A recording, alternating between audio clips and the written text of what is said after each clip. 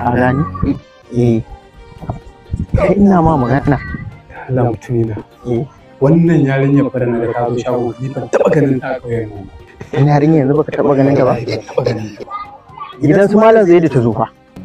malam zai oh wancan na kan kwana shi kusa da gidan mai gari ya bunni ce haba jika suka kale haba ai yanda na ga yarinyar ina san ban taba ganin yarinya fitin tacciya irin yarinyar nan kai dai ka san dai yan matan ƙauyen nan ma ya fada kaya da bare waɗanda suka zo da kambuni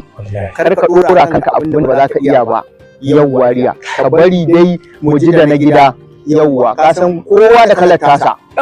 ni yanzu wata magana nake so in ma ka nemo kana ji gaskiya mutumina yarinyar nan tsakani da Allah ta burge ni kai ka san tun da nake da kai ban taba ce ma na ga ƴa macen da ta mun kyau ta burge ni har na ji na fara santa a takaice ni na fara ma san yarinyar nan kawai to kai dai kuma ka ganna na yi ni ba zan hana ka ba